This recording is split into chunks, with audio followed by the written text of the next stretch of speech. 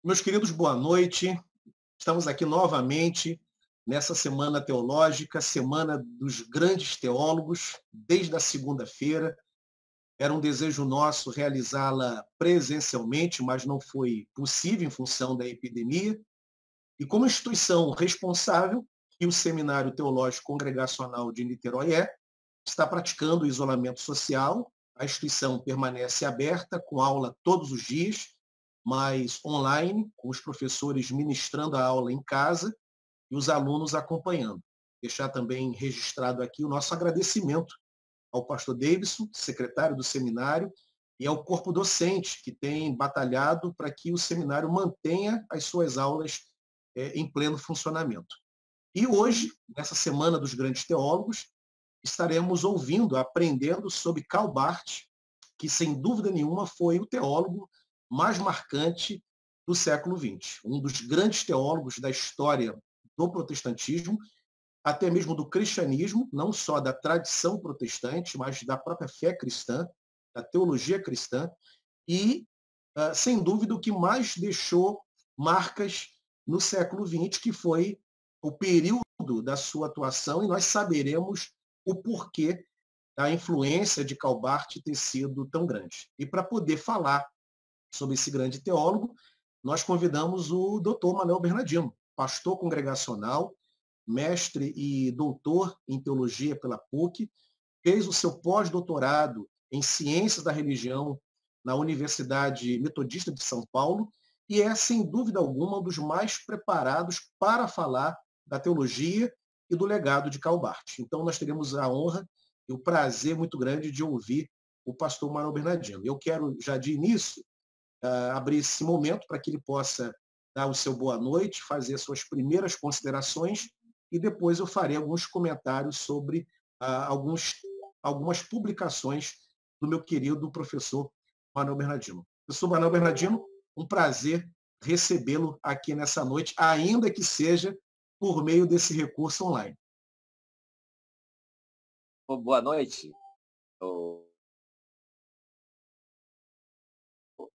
Assiste também. De fato, né, o primeiro convite foi um convite para estar presencialmente no seminário de Niterói. Isso tudo antes de toda essa situação que aconteceu. Então, numa quinta-feira também, eu estaria lá em Niterói para a gente falar sobre Karl Barth. E aí, diante dessa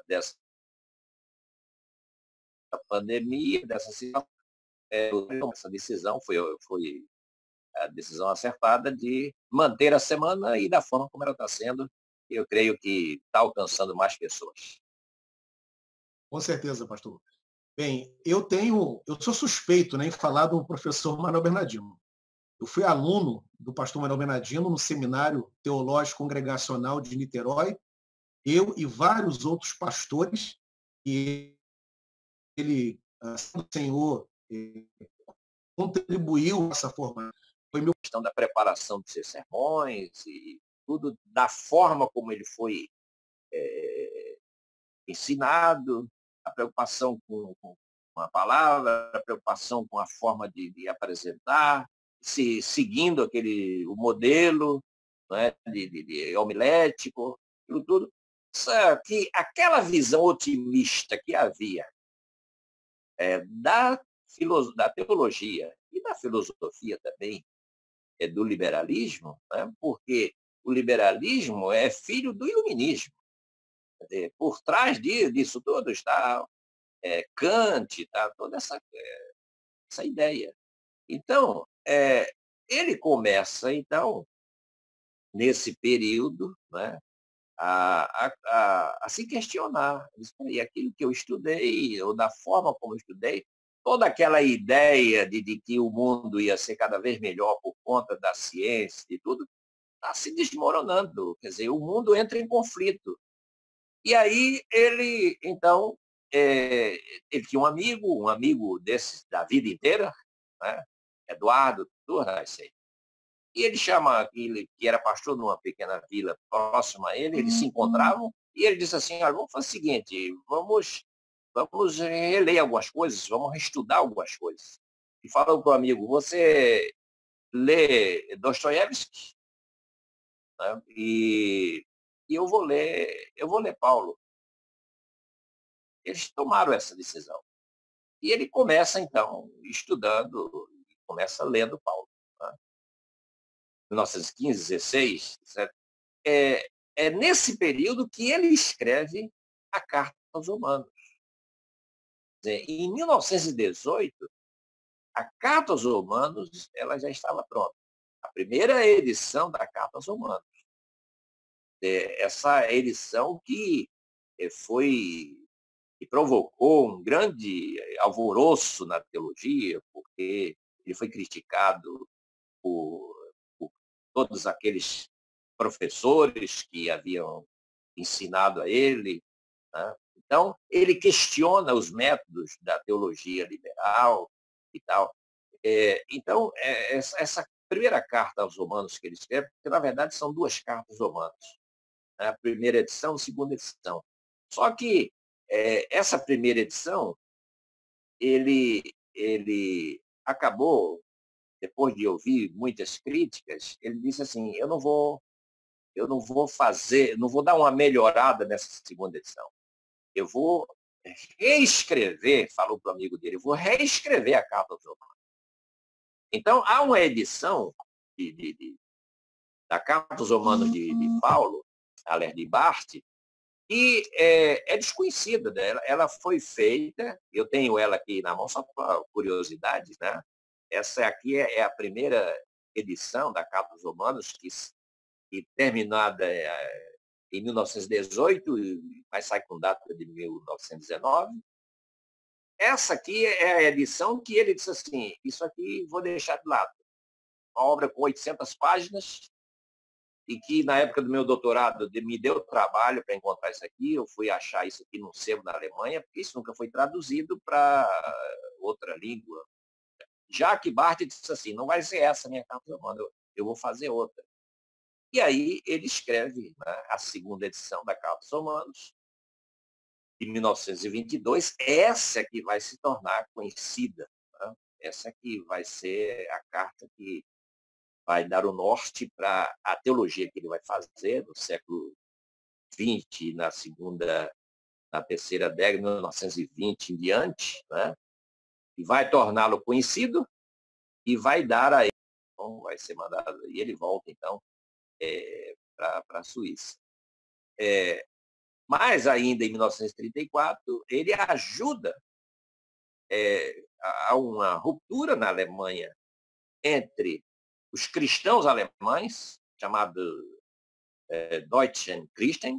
Esses são os cristãos que permaneceram fiéis ou se submeteram ao nazismo, e aí um grupo muito grande de cristãos que não se submetem a isso e forma a igreja clandestina da época, que é a chamada igreja confessante. Essa igreja confessante convida Barth para ajudar na preparação da confissão de Barth. Tá? Essa confissão de Bármina, ela foi feita por três pessoas, mas, segundo os relatos que a gente lê na história,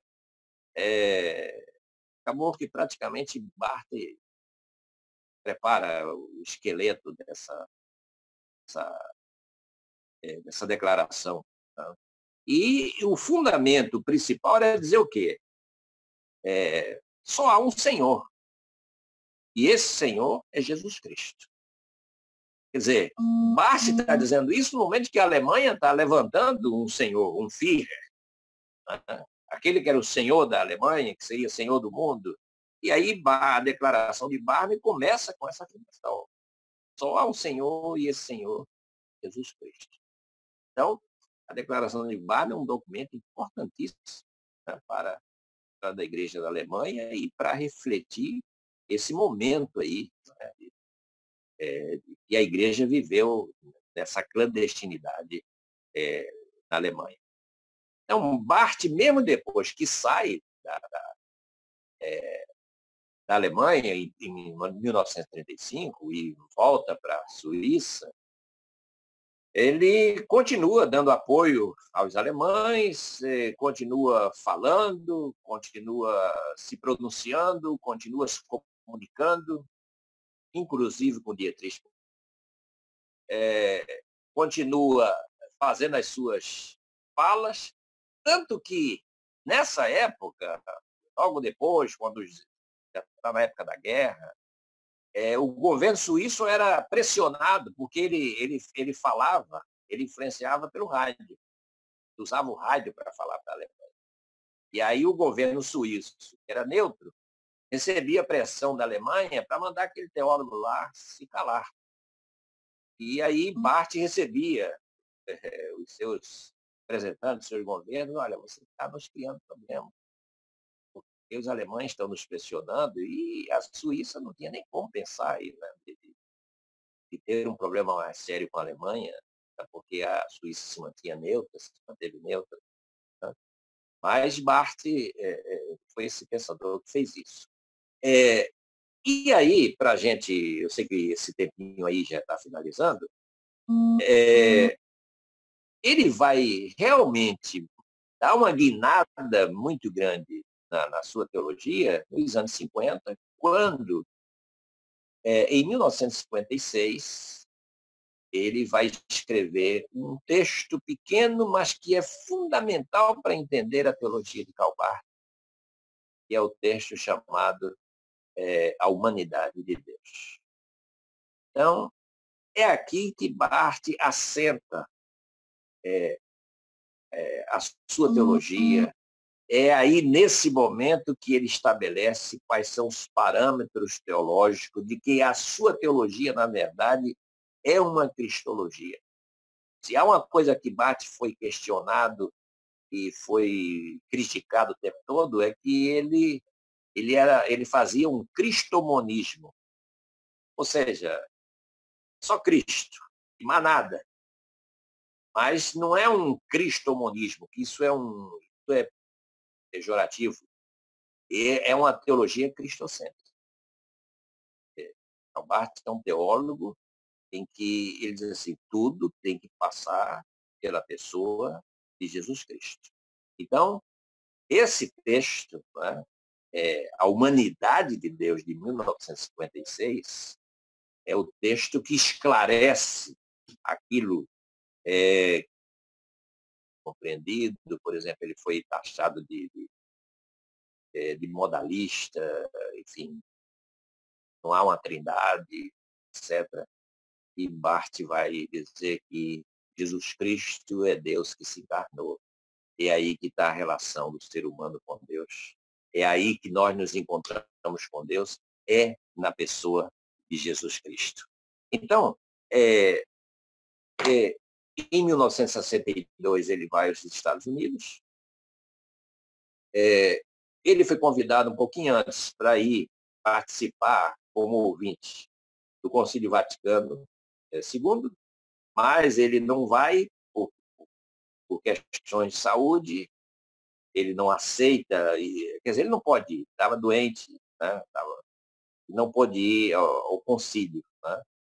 Mas ele depois durante o concílio, ele vai aos Estados Unidos e dá uma série de preleções e surge o livro Introdução à Teologia Evangélica.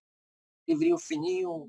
Aliás, eu vou fazer uma live semana que vem com o pessoal de Campina Grande, falando sobre esse texto. Quer dizer, Barth vai escrever uma introdução à teologia evangélica como último livro dele. Ele escreve uma grande dogmática, tão grande que nem acaba, e o último livro dele é um livro fininho, né, mas importantíssimo para quem quer entender Barth, que é essa introdução à teologia evangélica. Né? São preleções que ele deu nos Estados Unidos, depois foram transformadas em livro, né? E que tem assim uma amplitude, uma dimensão muito grande para compreender o fato do Barth quer dizer. Ele não foi ao Concílio Vaticano II, mas depois ele melhorou, o concílio termina, em 65, em 66 ele estava bem, ele foi a Roma. Ele disse, então agora eu vou lá e eu vou saber quais foram os resultados desse concílio. Eu estou terminando aqui essa parte. Né?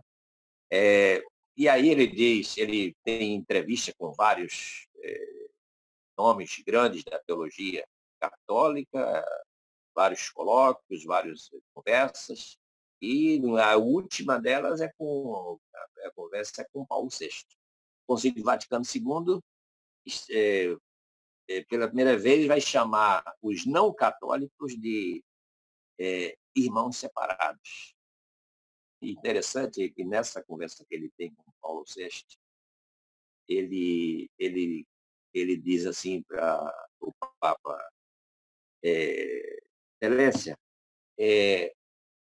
irmãos separados, e ele enfatiza essa palavra separados, e aí o Paulo VI diz assim, doutor Bart, a ênfase nossa não é no separado, no irmãos. Então, a conversa entre esses dois nomes, esses dois grandes nomes, ela se deu assim, né? A questão de ênfase, onde é que estaria a ênfase? Né? Ou seja, o Papa está dizendo, de qualquer modo, a gente está chamando de irmãos. Né? E aí ele faz uma dedicatória da dogmática dele, né, para o Papa e ao meu irmão separado, Papa Paulo VI e tal. Né? Parte morre na noite de 9 para 10 de 1968. Ele, todos os dias, ele ligava para esse amigo dele, Eduardo Turnes. E ele ligou para ele no dia 9 à noite de dezembro de 68. E ele terminou com aquela ligação, Turnes depois vai dizer, com essa expressão, né? Ele reina, que era uma referência a Jesus Cristo. Né? A última entrevista que Barth deu para uma rádio suíça, perguntaram assim para ele, em que consiste a sua teologia? Qual o conceito que a gente pode resumir a sua teologia? E Barth diz assim, a minha teologia não se resume num conceito. A minha teologia, ela se resume no nome. E esse nome é Jesus Cristo. Não há outro nome pelo qual nenhum de nós pode ser salvo, a não ser a pessoa de Jesus Cristo. Então, portanto, no dia 10 de dezembro de 68, a Nelly, a esposa dele, fazia o seguinte, a cada manhã, botava a vitrola tocando Mozart, que era o Barth era um apaixonado por Mozart, ligava a vitrola, botava Mozart, né, e levava o café. Então, quando chegou lá no quarto para levar o café para ele, ele morreu, não se sabe que horas, morreu sem estar doente, simplesmente morreu durante a noite. Né? E esse foi o final assim da vida dele, deixando aí um grande legado. Então, um pouco da biografia de Karl Barth, um pouco da vida dele, né? Seria isso que eu poderia apresentar nesses poucos momentos.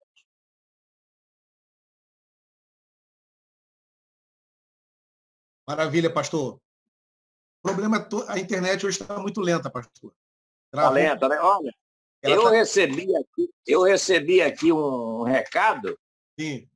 As pessoas estão reclamando que a live está travando. Exato. E Mas assim, não e não é com a gente, é geral, né? Porque deve ter muita gente hoje trafegando na internet, navegando, aí ela fica mais pesada e o tempo também não ajuda muito. Tem alguns lugares que está chovendo, né? certeza. Mas Mas assim, eu cumpri o tempo aí que você... Cumpriu, são 50 minutos aí de exposição. E importante dizer o seguinte, que está tudo gravado, porque como nós estamos gravando pelo Zoom do seminário, Então, o conteúdo não perdeu nada. A gente pode seguir aqui conversando. As perguntas, tem algumas aqui que já foram feitas, que eu vou compartilhar, e depois a gente deixa disponibilizado na página. O conteúdo ninguém perde. Agora eu só preciso falar um pouquinho assim para esclarecer da questão da teologia dele, não é isso? Perfeito, porque essa é a parte, essa exposição foi a primeira acerca da vida. Agora, teologia e também o legado, né? A contribuição que ele deixa para a teologia, para a história do cristianismo. O senhor tem ainda um bom tempo aí para poder compartilhar com a gente. Como eu disse, Barth é um teólogo assim que tomou o século XX. Eu particularmente, eu faço assim. Eu tenho, eu considero 7 grandes teólogos na história da igreja. Veja que com isso é a minha divisão. Claro que essa seleção é minha. Né? Eu faço assim, eu digo, a igreja, a história da igreja teve 7 grandes teólogos. Atanásio, começa com Atanásio, Agostinho,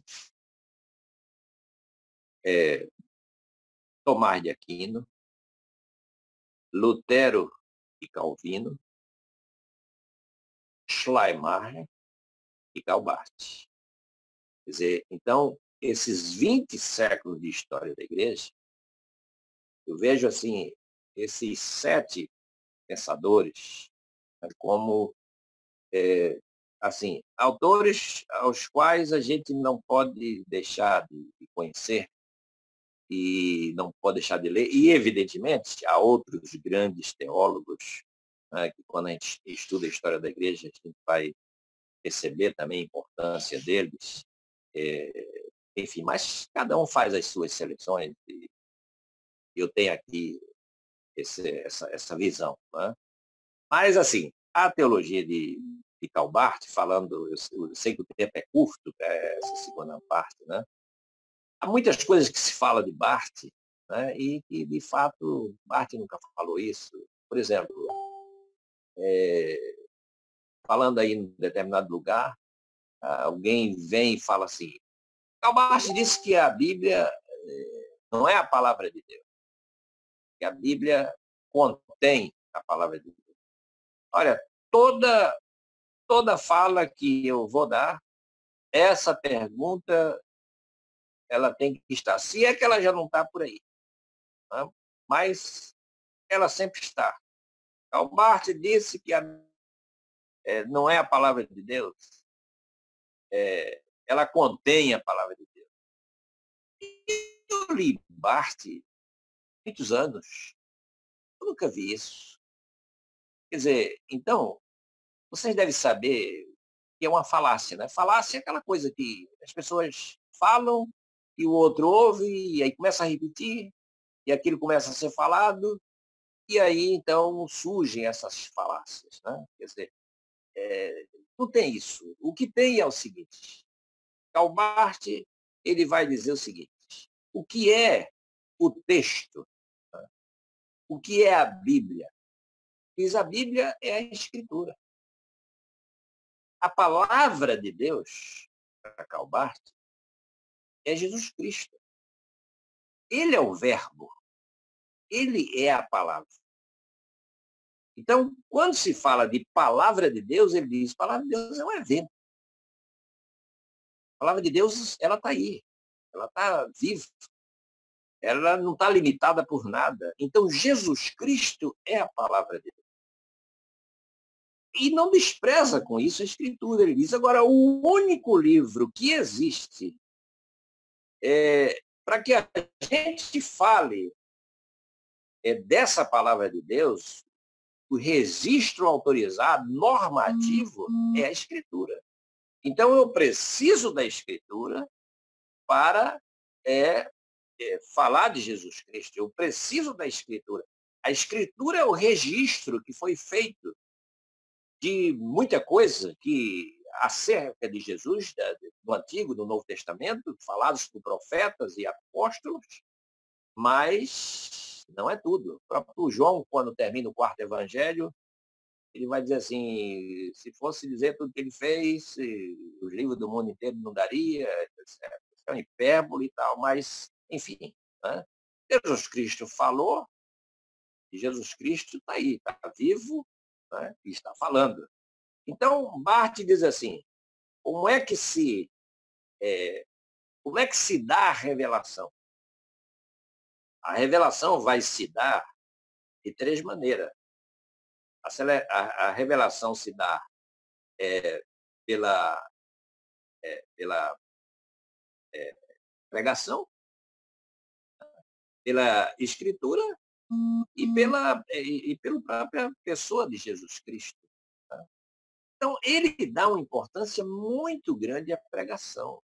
Então, Barth é o teólogo que mais dá importância à pregação. Ou seja, ele diz assim, na pregação tem revelação. Desde que, o que é pregar? Barth vai dizer, pregar não é você preparar um esboço e tal. Ele diz, o esboço é esboço. O esboço é seu.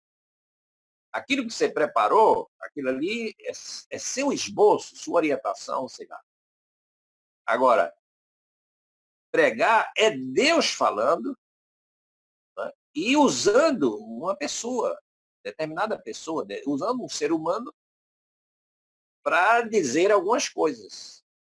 Só que Deus nos usa com a linguagem que a gente tem, e Barth vai dizer assim, essa nossa linguagem é uma linguagem, às vezes, é inadequada. Mas é inadequada não por conta de Deus. Deus faz a revelação é perfeita.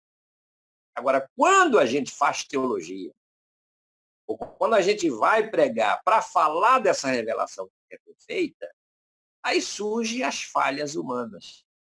Né? Então, há uma frase de Barth que é muito interessante, que ele diz assim, se há um sinal da enorme condescendência de Deus com o ser humano, é ele permitir nós, teólogos, no público.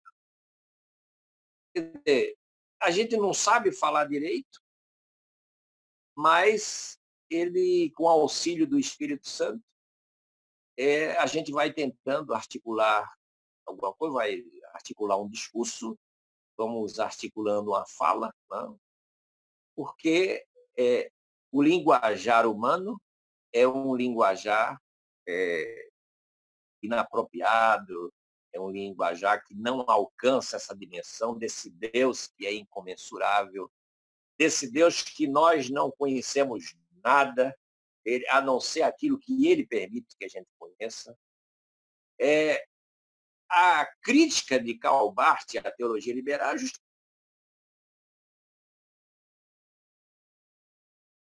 isso, que a crítica crítica, por meio de pesquisa histórica, etc., e conseguiria chegar ao cerne, ao coração da mensagem cristã.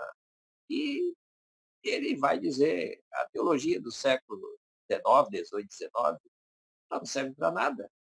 Até porque a gente não sabe como falar.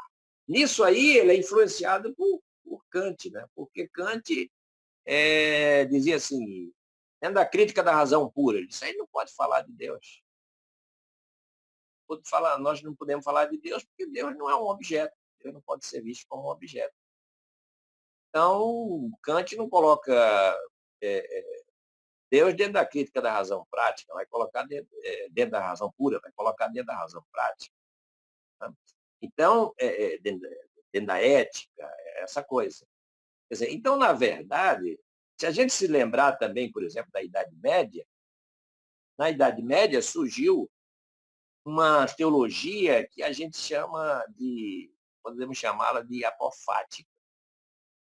É a teologia do silêncio, que é aqueles monges que foram para o deserto, fizeram lá os seus mosteiros e ficavam na contemplação. Né? Quer dizer, como é que se dava a relação com o divino, com Deus? Por meio de um abstrair-se, né, desse corpo, né? E aí tem muito de platonismo, de se abstrair-se do corpo e se elevar, né? Elevar o espírito para Deus e tal. E aí não precisa falar. Quer dizer, aí, por isso que é apofática. Como é que você vai falar do divino? Como é que você vai falar do luminoso, como diz o Dolfo Otto? Ou como você vai falar do inefável, como dizia o padre Félix Pastor, lá da PUC, que foi meu professor da PUC, e ele escreveu um livro chamado A Lógica do Inefável. Né? Então, você vai falar desse inefável. Né? Então, parte vai dizer que essa teologia aí está equivocada. Por que ela está equivocada? Porque nenhuma pesquisa científica vai nos ensinar nada sobre Deus. Então, ele diz assim, a teologia, você pode fazer o seguinte, a teologia do baixo e a teologia do alto. Ele diz, a teologia, essa revelação, ela é do alto. É Deus que desce, é Ele que se revela, é Ele que vem ao encontro do ser humano. Não é o ser humano que vai ao encontro de Deus por meio de uma religião, por meio de uma determinada da fé. Então, eu vou procurar Deus. Ele disse, se qualquer pessoa sair num empreendimento desse, de procurar Deus, ele disse, não vai achar nada, não vai achar. Porque Deus não se acha. Deus, ele se deixa achar. Né? É como diz lá no Êxodo, capítulo 3. O Deus dos Hebreus, ele nos encontrou. Ele encontrou aqueles escravos lá no Egito. Ele encontrou aqueles cativos. Ele encontrou e encontra as pessoas que estão em situação de desespero, de miséria, de fome, de crises. É Deus que vem ao encontro do ser humano. Então, por isso que Barth não pode nunca ser chamado liberal, e quando as pessoas falam de liberal, eu fico assim, né, agoniado, eu digo, você não sabe o que é liberal. Fala de liberalismo sem conhecer a teologia do liberalismo, sem conhecer o iluminismo, sem conhecer nada de Kant, sem conhecer nada de Schleiermacher, e aí fica falando de liberalismo. Barth nunca, ele teve uma formação liberal, mas ele se desprende disso. E aí, então, ele entra numa fase de que vai ser chamada no século XX de teologia dialética. Tá? Quer dizer, você tem ali o divino e o humano, você tem o temporal e o eterno, você tem a vida e a morte. Quer dizer, é uma teologia dialética porque é uma teologia de tensão. Quer dizer, há esse encontro, né? Ele vai falar que é preciso haver, nessas duas realidades, da eternidade e do tempo, é preciso haver um encontro. Porque Deus é o incognoscível. Deus é aquele que não se pode conhecer, é o absconditus. Quer dizer, que nenhuma busca humana pode achá-lo. Mas esse encontro vai se dar, e esse encontro vai se dar em Jesus de Nazaré. Então, ele vai dizer, né, que na cruz do Calvário, a eternidade e o tempo se encontraram. Deus se encontra com o ser humano, o eterno, com o temporal, se encontra ali. Vida e morte, eternidade e tempo. Então, esse período é o chamado período da teologia dialética. Tá?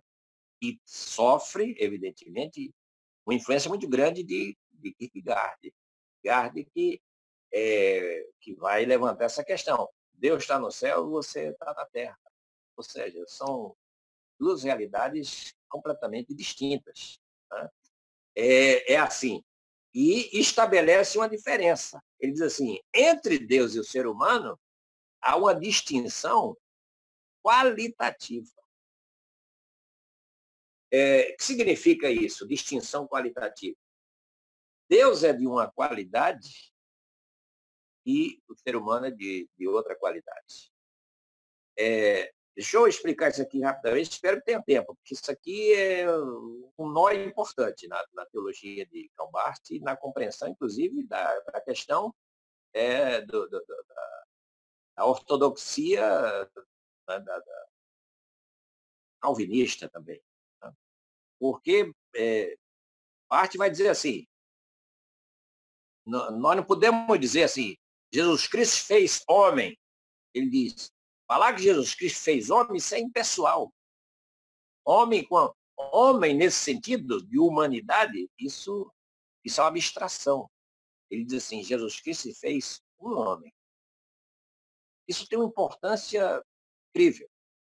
Jesus se fez um homem. Ele é uma pessoa humana chamada Jesus de Nazaré. Agora, ele vai dizer assim, qual é a natureza que Jesus encarnou? A natureza caída ou a natureza não decaída?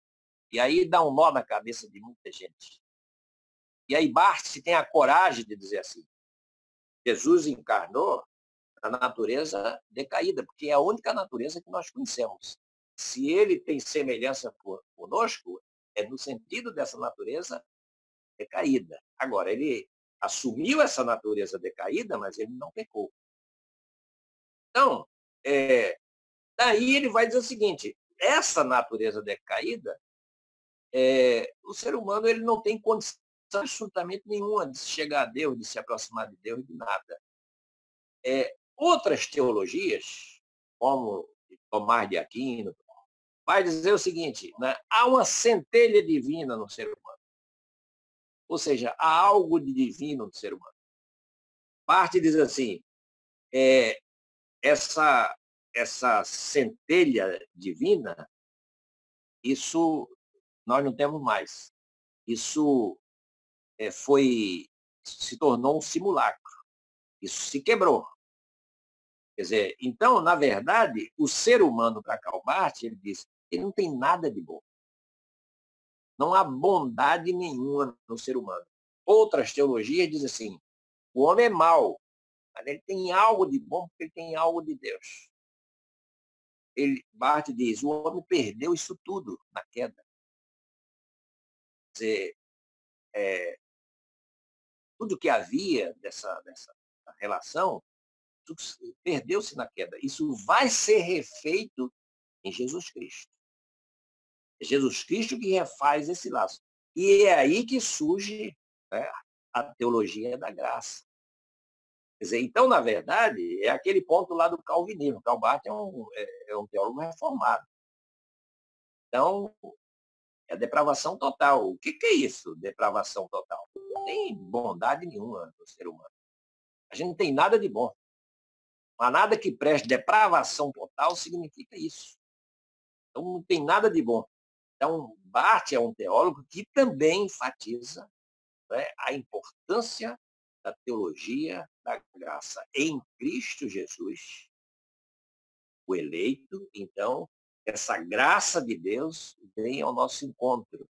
Então, na verdade, é Deus que nos possibilita tudo. É Deus que nos faz e nos dá a condição de falar um pouco sobre ele, mesmo com a linguagem humana inadequada. Né? Mas aí a gente fala. Né? E aí ele diz assim, a partir dos anos de 30, depois do livro que eu falei de Anselmo, quando ele sai desse período mais dialético, né? E ele vai dizer assim, a gente então, o melhor é falar de Deus por meio da analogia. Analogia da fé. Né? Quer dizer, eu não tenho as palavras adequadas para falar de Deus. Então, como é que eu falo dele? Então, vamos falar dele por meio de uma linguagem analógica, uma linguagem comparativa.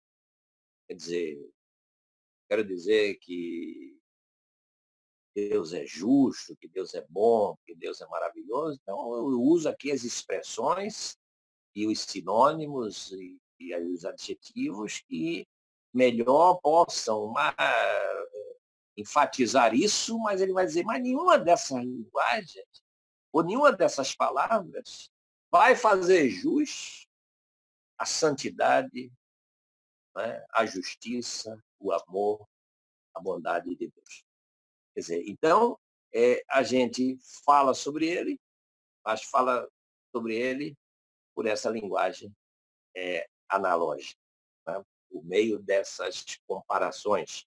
E Deus, pela sua graça, né, e entende que o ser humano falho, né, a gente vai fazendo aqui as nossas tentativas e, como dizia um professor meu, né, a gente vai fazendo nossas teologias, mas faça a sua teologia a lápis, porque as nossas teologias, de vez em quando, a gente tem que apagar, porque aquilo que a gente disse, aquilo passa um tempo depois e a gente diz assim, poxa, eu não diria mais isso hoje.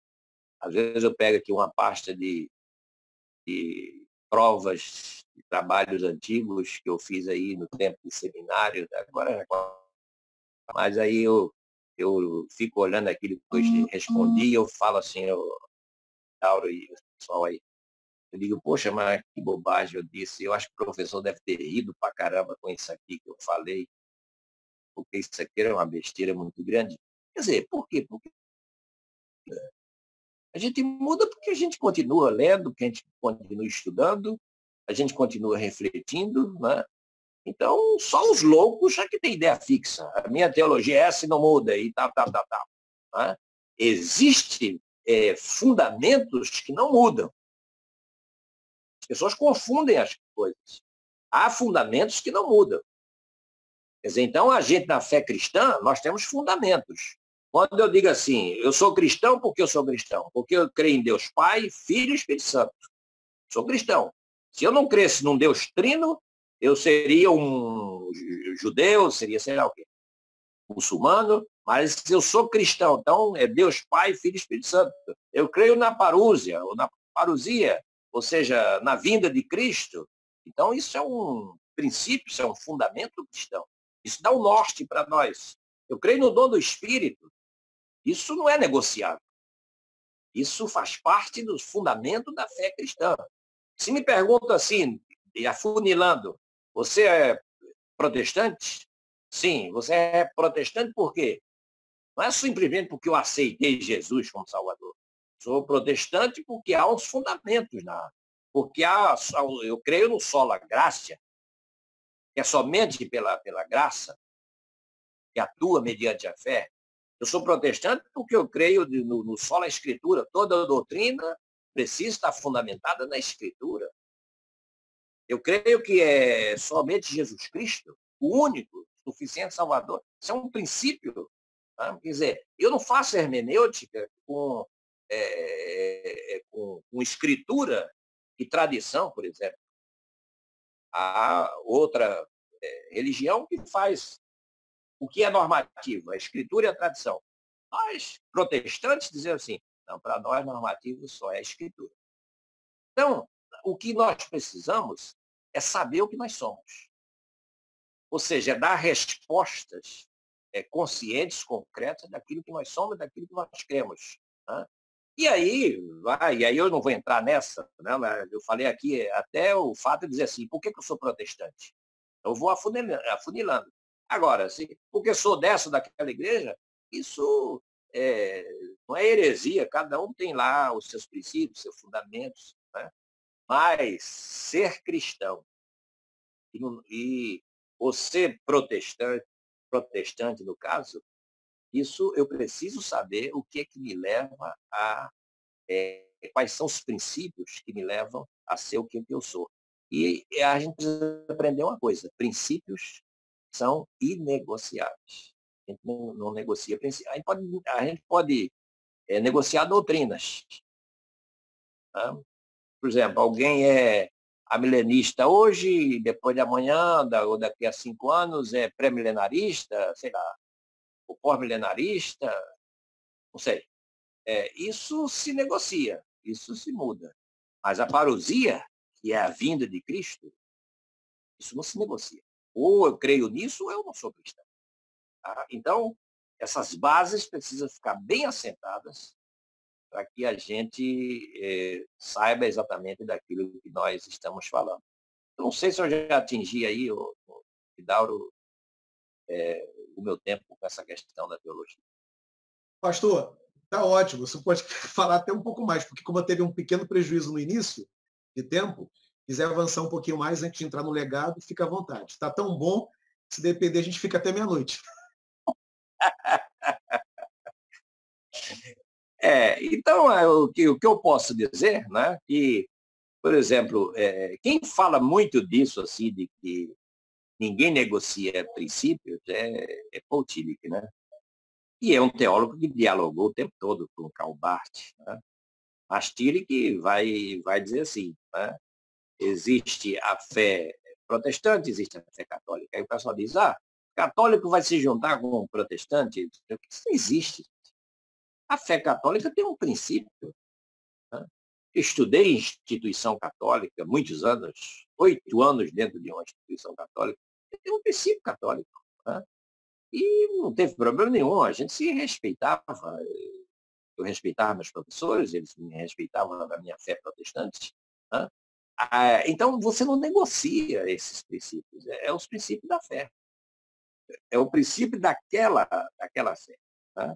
Então, parte, ele também enfatiza isso. E eu posso dizer um pouco aqui sobre a questão do método, né? Barth diz o seguinte, é um ponto muito importante que eu deixei um pouco para trás. Ele vai dizer o seguinte, Barth tem toda a teologia, tem método. Por que alguém é um teólogo? Porque estabeleceu um método para abordar a escritura, para abordar o texto, né? Então, Barth tem um método dele. Barth vai dizer assim, influenciou muita gente, inclusive na América Latina. Barth vai dizer assim, olha, a função primeira é a gente ser pastor. A gente deve primeiro ser pastor, para depois ser teólogo. Teologia é função segunda. Não é primeiro você ser teólogo e depois você querer ser pastor. Não. Experimente primeiro, conviva. E foi isso que Barth fez. Barth sai da universidade, ele vai para onde? Pastorear.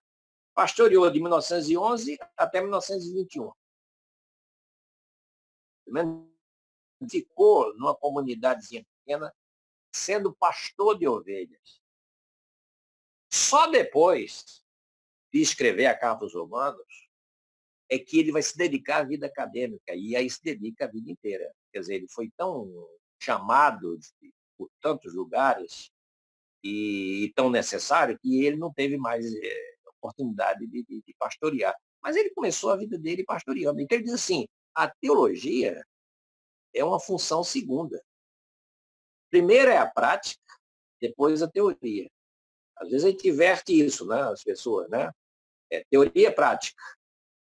Teoria prática. Barth diz assim, não. Primeiro é a prática.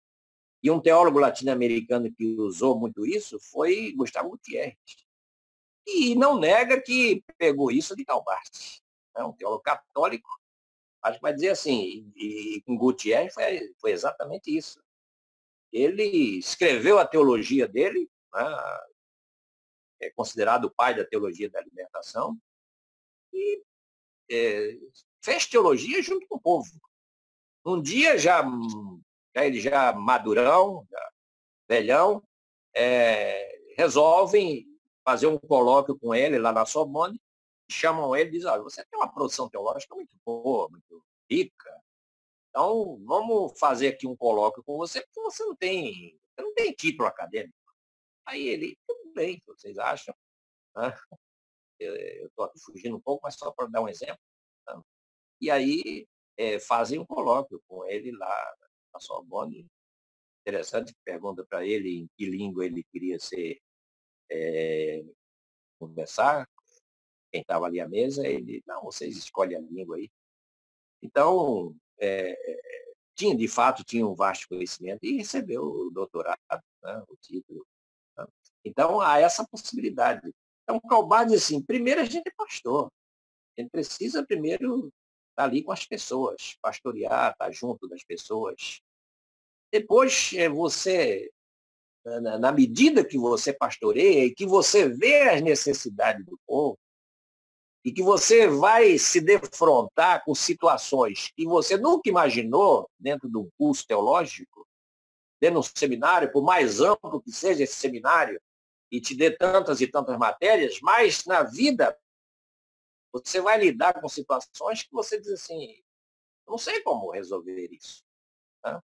E é aí que Barth vai dizer, é aí que o teólogo começa, não é? Com a graça de Deus e a misericórdia de Deus, ele começa a fazer teologia, quer dizer, no cotidiano, no dia a dia, aprendendo. Então, com Barth nunca foi é, teoria e prática, mas sempre prática, teoria. Ou seja, pastorei, cuide de ovelhas, viva a experiência da vida, conheça o mundo e a sua realidade, e aí, então, você vai desenvolver o seu trabalho. Ele tinha uma, uma, uma diferença com Tillich, que era assim, Tillich é chamado o teólogo, filósofo, teólogo, porque Tillich é um pensador de fronteira, né? Teologia, filosofia, mas ele vai dizer o seguinte, né, que você não faz teologia fora da situação. Então, só que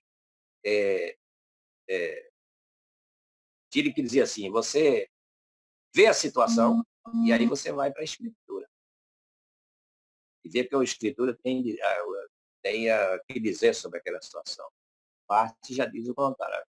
Diz, ó, pega a Bíblia, né, e lê a Bíblia, estuda a Bíblia. Né? E quando as situações aparecerem, e diante das situações, você então aplica aquilo que está na Bíblia a essas situações. Então, é escritura e situação. Né? É Barth. Né? Ele que é situação e escritura. São métodos de abordagem. Você diz qual está certo. Não tem isso de qual está certo. O teólogo faz o seu método. O teólogo cria o seu método. Por isso que um verdadeiro teólogo é esse que cria um método de abordagem. Então, a gente diz assim, que Barth foi um teólogo da analogia da fé, foi um teólogo dialético, foi inicialmente até, né, uma pessoa formada dentro do liberalismo, mas é um pecado, eu vou dizer assim. Hoje, como a gente se cansa de ouvir, e dizer que Barth é um teólogo liberal. Eu vi aí na apresentação que vocês fizeram, que colocaram lá algumas frases. Ah, você sabia que Barth chegou a se corresponder com Franz Schaeffer? Não sei se foi o próprio Hidauro que lembrou disso, ou colocou isso. Né? De fato, porque em 1950, Schaeffer escreveu um livro, Neomodernismo ou Cristianismo, que era uma crítica à teologia de Karl Barth. E ele tinha tido um encontro com Karl Barth na casa dele, Barth recebeu ele muito bem e tal, tal. Aí ele pediu um novo encontro, né? E aí Barth disse, não, nós não vamos nos encontrar, porque você me massacrou, quer dizer, você tem uma visão assim, você foi fundamentalista na sua visão, quer dizer, você não viu toda a minha teologia, e aí você está sendo um, um crítico, você não veio para conversar. Tal, tal. A gente sabe de leituras posteriores que depois, acho que em 1956, por aí, francês Schaeffer se arrependeu daquilo que tinha dito e tal, tal, tal. Aí reconheceu o valor de Karl Barth e tal, né? Mas eu tenho, inclusive, essa carta dele, essa carta que Barth escreve para ele. Muito interessante essa carta que Barth, que você mencionou, Dauro, aí, nessa, na apresentação dessa fala.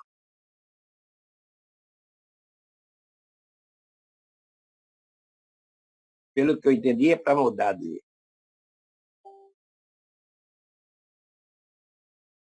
Oi, pastor, tá me ouvindo? Agora estou ouvindo. Maravilha, porque tem um delay aí por causa da internet, né? Mas sim, é interessante esse encontro, né, pastor? Quer dizer, essa tentativa, né, de encontro, mas que termina tendo ali uma troca, né, de palavras ali um tanto firme, né, da parte do Barth. E perfeita essa abordagem, pastor, nesse segundo ponto. Agora, o senhor tem o tempo, pastor, para poder ir para o legado, né? Qual o legado de Barth no século XX, né? Bem, eu poderia dizer o seguinte, a contribuição de Barth ela é muito grande,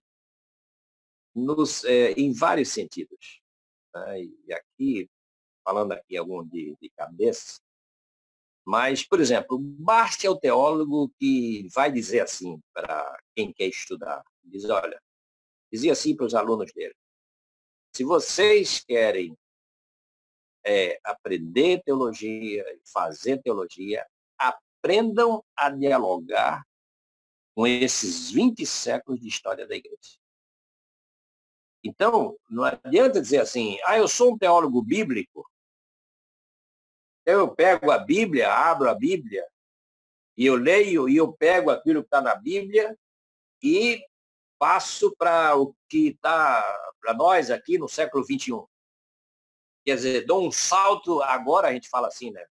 Parte dizia 20 séculos, a gente fala assim agora, dá um salto de 21 séculos. Quer dizer, ele diz assim, isso não existe. Por quê? Primeiro, porque quando você faz isso, você desfaz a relação de Deus e do Espírito Santo com a igreja. Quer dizer, o Deus que falou aos apóstolos e profetas é o Deus que fala com a sua igreja a todo tempo. Quer dizer, levanta homens e mulheres e fala e conserta caminhos. Então, o que é que a gente diz acerca da reforma do século XIX? Deus levantou pessoas, ou nós não cremos nisso? Levantou um Lutero, um Calvino, levantou outras pessoas, um Melanchthon e tantos outros. Quer dizer, levantou pessoas para, vamos... quer dizer, ele está atento à história da igreja. Quer dizer, a igreja é de Deus. Então, ele fala ao longo da história. Então, se a gente quer fazer teologia, a gente precisa aprender a dialogar com esses séculos da história cristã. Eu gosto muito de um livro de um teólogo protestante que é conhecido para nós aqui no Brasil, menos para muita gente, e que nenhuma editora protestante inicialmente quis publicá-lo, ele foi publicado pela Paulinas, que é o C.H. Dodge. C.H. Dodge é um teólogo protestante e congregacional. E C.H. Dodge ele escreveu um livro chamado Fundador do Cristianismo. E nesse livro ele faz ele menciona uma carta de um aluno Florino do século III, escrevendo uma carta, já lá na Europa, escrevendo uma carta para Irineu, que tinha sido professor dele. Ele diz, não esqueça os seus ensinamentos. Aquilo que você falou há pouco, Cuidauro, dizer, não esqueço, 20 anos atrás, estudando e tal. Tá? Então, a gente fica aí, às vezes, com a marca de algum professor. Florino estava dizendo isso para Irineu.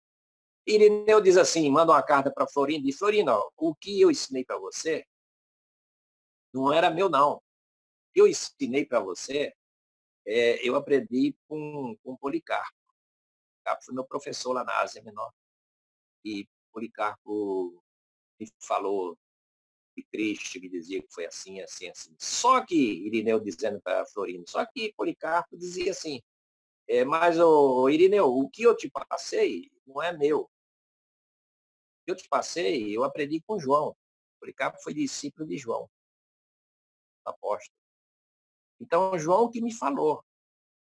E aí, João também dizia para Policarpo, para Irineu. Só que João me dizia assim, olha, o que eu estou te falando, Policarpo, eu aprendi com o próprio Senhor Jesus. Ele foi o meu professor. Então, C.H. Dodge está dizendo assim, a história da igreja é isso. Você vai assim, ó, Jesus, João, tá, Policarpo, Irineu, Florino, e no final ele diz assim, quando hoje você diz assim, fazer isso em memória de mim, por exemplo, a celebração eucarística, você, na verdade, isso é um eco de uma palavra que Jesus disse há 21 séculos atrás. Então, não tem nada de novo. É a palavra de Jesus dita lá atrás que a igreja está reproduzindo esse discurso está falando, está trazendo esse discurso para o presente. Tá? Então, na verdade, eu não posso fazer teologia sem dialogar com esses séculos cristãos, sem saber o que foi a teologia de Atanásio, sem conhecer os capadócios, Basílio, Gregório de Nisa, Gregório Nazianzeno, esses grandes teólogos, depois Agostinho, as controvérsias de Agostinho com o Pelágio, aquele negócio, quer dizer, fascinante você ler aquilo ali, como é que Agostinho se torna e levanta essa coisa da graça, essa graça maravilhosa. Né? Então, e que durante a Idade Média isso vai como que meio que desaparecer, ou vai se amortecer, e aí Deus levanta novamente pessoas, levanta Lutero, levanta Calvino, e novamente a graça aparece, né, e reenfatizada. No final do século XIX para o século XX, a gente tem um teólogo congregacional que, quem sabe, um dia devia colocar ele numa lista dessa, que é Petit Forsyth. Não é o missionário Forsyth que trabalhou em dispensacionais. É Peter Taylor Forsyth. E começa também, igual Barth, numa base de liberalismo, né? Mas depois ele muda. E ele é conhecido como o teólogo que recupera o sentido da palavra graça. Então, nós precisamos dialogar. Barth nos ensina isso. Dialogue com os 20 séculos, 21 séculos de história da igreja.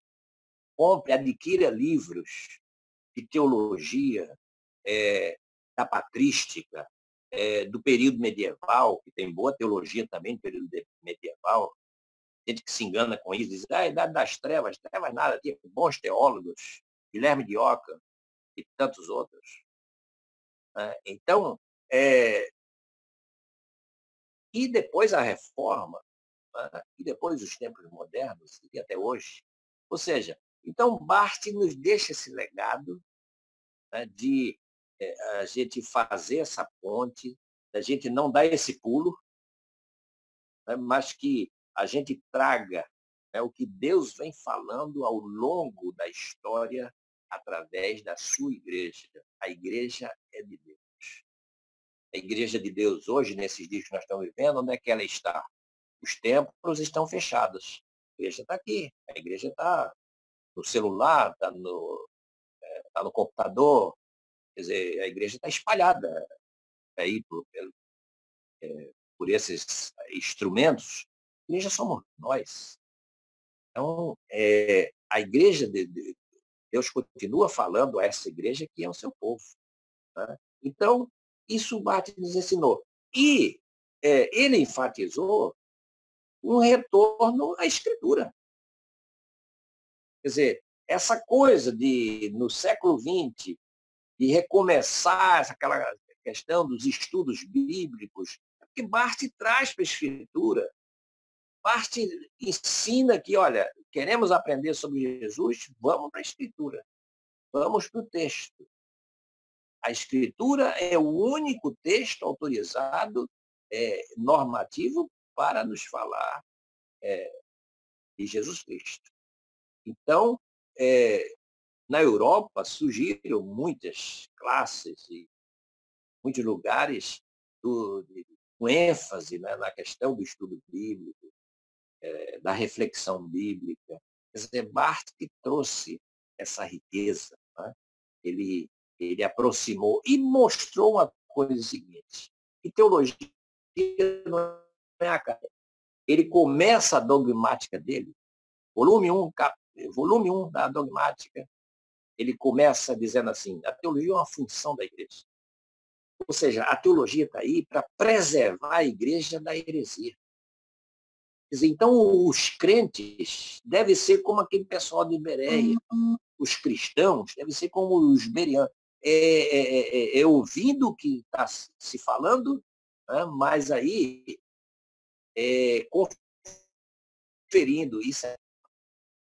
Isso é um princípio cristão ou isso é estranho à fé cristã? Né? Então, a teologia tem um papel de vanguarda. Então, quando ele disse que a teologia é uma função da igreja, Não existe na igreja, segundo ele, teólogos e não teólogos. E aí ele vai dizer uma coisa muito importante. Com o auxílio do Espírito, todos nós somos capazes de ler e de entender ao ser humano. Então, eu quero terminar deixando aí essa riqueza dessa contribuição, né? A questão de fazer essa peregrinação pela história da igreja, né? Porque a história da igreja é a história de Jesus Cristo, a história da igreja é a história que fala dessa revelação de Deus em Cristo Jesus. A importância do estudo bíblico para que a gente se aprofunde e para que a gente seja um pouquinho melhor teólogo hoje do que fomos ontem, né? Ele diz, a gente tem que nos aproximar do texto com muita humildade, né? Porque sabendo que o texto está falando de um Deus infinito e na nossa finitude a gente precisa desse auxílio do Espírito Santo para falar desse Deus maravilhoso. Então, eu termino com essas palavras, né, e deixei aí em aberto, né, para a sequência aí com o pastor Hidalgo.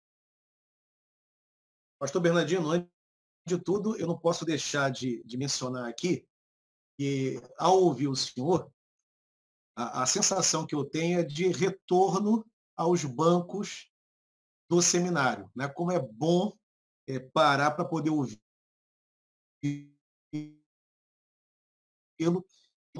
ouvindo.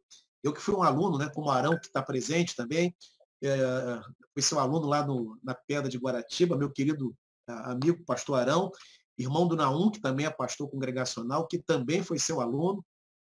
É emocionante até, eu diria que eu fico emocionado em ouvir, porque retorno a um período que eu considero um dos mais felizes da minha vida, que foi o período enquanto eu era seminarista, né? Isso já tem mais de 20 anos, e tive o senhor como professor e na época o reitor era o pastor Vanderly, que é outra pessoa que me emociona muito quando eu ouço. Ele pregou, inclusive, esse ano na Assembleia Geral. Eu tive a emoção de ver o meu querido pastor Vanderly pregando na Assembleia e ouvir o senhor, além do aprendizado, toca também na gente pela clareza, paixão pelo ensino e a didática, né, que transmite muito bem aquilo que quer compartilhar. Então, parabéns, pastor. Para mim foi uma noite, entre outras, Obrigado. eu tenho aqui várias perguntas, pastor, muitas felicitações também, excelente palestra.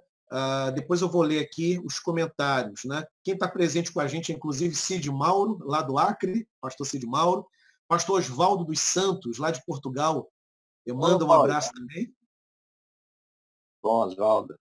Nosso querido pastor Oswaldo presidiu nossa denominação. E gente de todo o Brasil, pastor. Vários lugares. Tiago Rossi com a gente lá de Belo Horizonte, gente de São Paulo, e todos mandando mensagem. Bem, vamos para as perguntas. Tem várias aqui.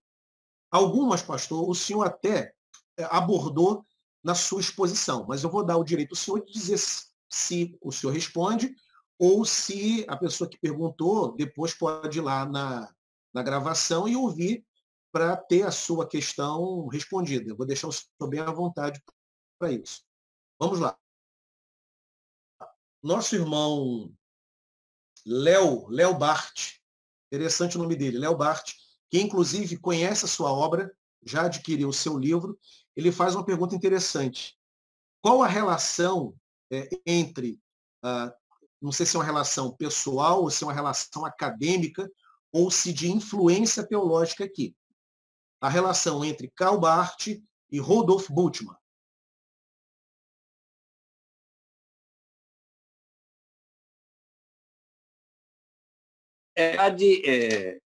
Há uma relação de amizade, evidentemente. Esses teólogos, eles tinham uma coisa muito interessante, que é o fato de discordar, né, mas discordar respeitando a posição do outro. Então, por exemplo, a teologia de Bultmann é muito diferente da teologia de Barth. Né? Inclusive, Barth foi chamado para o debate que se levantou sobre a questão hermenêutica. Né? Bultmann se dedicou muito a essa questão do debate hermenêutico, né? Da importância da hermenêutica. Karl Barth nunca quis entrar nisso, né? Nessa questão do... Foi chamado várias vezes, mas ele se negou a entrar assim especificamente numa coisa. Né? Então, havia uma relação de amizade, de respeito. Existem livros, inclusive, de cartas, né? Cartas trocadas entre Karl Barth e o Dr. Bultmann, carta muito interessante, tanto em alemão como em inglês, né? Em que eles falam sobre diversas coisas, mas são duas, vamos dizer assim, duas orientações diferentes, né? Porque Bultmann é aquela questão da demitização do texto, né? A demitização do Novo Testamento, ou seja, o texto foi escrito dentro de uma linguagem que não é a linguagem do nosso tempo, não é? Então, uma das perguntas de Bultmann era essa: como falar ao homem do século XX? Se o que foi escrito dentro de uma linguagem metafísica, mítica, e o homem do século XX, o ser humano do século XX, ele tem uma mente científica, né? Ou seja, o que você diz, você tem que provar. É por isso que a gente faz tese, né? Por isso que a gente faz dissertação, tem que provar. Então, é ciência. Né? Agora, Barth, ele não quis esse tipo de diálogo. Né? Primeiro porque ele diz que você não pode fazer isso com Deus. Né? Nós já falamos no início. Né? Então, na verdade, é uma condescendência o que nós falamos. Condescendência de Deus, nos deixar falar. Né? E a gente conduzir o nosso discurso, né, de uma forma que não agrida aquilo que foi escrito e aquilo que foi falado. Então, pedir misericórdia a Deus com essa humildade. Né? E Bultmann já foi em outra direção, né? Já foi numa direção. Bultmann, por exemplo, dizia que não havia historicidade no Novo Testamento, e a única historicidade do Novo Testamento era a cruz. Né? Mas a cruz é a morte, né? Está nos anais romanos e tal, tal, tal. Mas nada mais. Né? Então, o Novo Testamento, ele já vai fazer eu enxergar o Novo Testamento como um texto que foi resultado, né, daqueles testemunhos, daquelas pessoas que foram testemunhas oculares e tal, e escreveram o texto.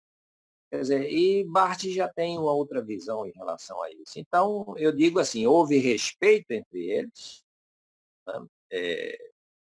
E deve ser assim, e nós devemos aprender com isso, né? Mas os caminhos que eles trilharam foram caminhos bem diferentes. Perfeito, pastor. Inclusive, o Léo Bart, que é o autor da pergunta, ele comenta que o sobrenome, como não poderia ser diferente, é uma homenagem ao teólogo Oh, suíço Karl Barth. Né? que Ah, bom. bem, aqui o Luciano Fernandes, que foi aluno do seminário há 22 anos, nosso colega, seu aluno, inclusive, manda um abraço, dizendo que tudo que ele sabe de filosofia aprendeu com o senhor no período do seminário há 22 anos. Né? Querido pastor Oh, Luciano Fernandes. O pastor aqui na igreja de Sete Pontes, congregacional. isso. Pastor Naum, lá de Minas Gerais. Abraço para o meu querido amigo doutor Bernardino, sempre muito rico. Agora é de Minas, mas está lá no Espírito Santo. Isso. Está atualmente no Espírito Santo. Pastor, vamos lá, mais perguntas aqui. Pedro Drummond, nosso seminarista, o senhor até tocou nesse assunto aqui, também na sua preleção, mas como estava travando no início, ele não pegou. Então, eu vou respeitar aqui a pergunta dele e deixar o senhor à vontade para responder. Gostaria de perguntar da relação de Barth com a neo-ortodoxia e o liberalismo teológico alemão. Então, a questão do liberalismo, nós enfatizamos, eu enfatizei aqui, né, de que o liberalismo é a formação primeira dele. Quer dizer, ele foi formado dentro do liberalismo. Quer dizer, a parte acadêmica dele foi dentro desse período. Daí que, por exemplo, Romanos 1, como a gente chama, Romanos 1 e 2, né? Romanos 1 tem muito de Kant, né? Dessa impossibilidade de falar de Deus e tal. E Romanos 2 tem muito da dialética de Kierkegaard e tal. Então, assim, neo-ortodoxia é uma expressão que foi usada, né, para dizer assim, é uma recuperação, essa expressão significa isso. Como Barth diz assim, a teologia do liberalismo se desviou dos pressupostos da reforma. E é aquilo que a gente chama assim, que recupera a ortodoxia, né? Aquela ortodoxia patrística, a ortodoxia que estabelece no protestantismo, né? No século XVI, nos séculos seguintes, 17, 18, isso como que amortece, né? Por quê? Porque se começa a fazer teologia mais como era uma teologia antropomórfica. Falar de Deus era falar do ser humano. Ele está muito em cima de Ludwig Feuerbach. Quem quiser saber um pouco sobre isso, né, esse antropomorfismo na teologia, é ler Feuerbach. Escreveu aí o que é cristianismo, preleções sobre religião, enfim. Então, nesse período, 200 anos, se deixou de lado os estudos de Lutero e Calvino diretamente, né? E passou-se a se enfatizar essa questão da pesquisa, da busca, da investigação. Evidentemente que eu quero dizer aqui o seguinte, que trouxe contribuições, né? Houve a questão da crítica textual, crítica literária, quer dizer, trouxe contribuições. Agora, para o objetivo que tinha, não atingia. Então, que deixa isso de lado, inclusive respeitando muito como ele respeitava Schleiermacher, mas ele também diz que deixa Schleiermacher de lado, embora respeitando muito Schleiermacher, mas dizendo assim, nós precisamos voltar aos reformadores. Para aquela ortodoxia dos reformadores, principalmente Calvino. Como eu disse, Barth é um teólogo reformado. Alguém disse assim uma vez para Barth, se você chegando no céu e lá se disser assim, só pode entrar com um autor aqui, um livro. Aí Barth dizia assim, eu não tenho a menor dúvida que o autor que eu queria ler durante toda a eternidade é João Calvino. Então, ele tinha esse apreço, e há uma citação dele, que eu coloco no meu livro, que é fantástica. Ele diz, Calvino é uma catarata, cara. Calvino, enfim, é um teólogo que a gente precisa de muita dedicação e muito estudo para falar sobre ele. Talvez ele tinha que dar uma aula sobre Calvino E eu acho isso muito interessante pela humildade de Calvati. Tem que dar uma aula na universidade, e aí ele faltou a aula. E aí, depois que houve, ele disse, eu tive uns contratempos e eu não me preparei devidamente para falar sobre Calvino. Então, isso mostra a seriedade dele. Então, quando se usa essa expressão neo-ortodoxia, é ele trazendo essa ortodoxia reformada para a atualidade. Então, os estudos, eu quero enfatizar isso também, os estudos de Lutero, de Calvino, dos reformadores, essa retomada do século XX de Karl Barth. Ou seja, a gente coloca isso aí como um legado deixado por Karl Barth. Maravilha, pastor. Eu recuperei aqui o texto que Karl Barth fala de Calvino, que o senhor acabou de mencionar. Eu vou ler aqui textualmente aqui. Calvino é uma catarata, uma floresta primitiva, um poder demoníaco, algo diretamente estranho, mitológico. Perco completamente o meio, as ventosas, mesmo para assimilar esse fenômeno, sem falar para apresentá-lo satisfatoriamente. O que recebo é apenas um pequeno e tênue jorro, o que posso dar em retorno. Então, é apenas uma porção ainda menor desse pequeno jorro. Eu poderia, feliz e proveitosamente, assentar se satisfeita com Calvino. É maravilhoso, né? Muito. É muito bonito. A frase fantástica. Fantástica. Vamos lá, pastor. Mais perguntas aqui. Deixa eu só localizar. Essa pergunta, o nome não está muito claro, mas depois eu recupero assim que o senhor começar a responder, para depois deixar o devido registro. O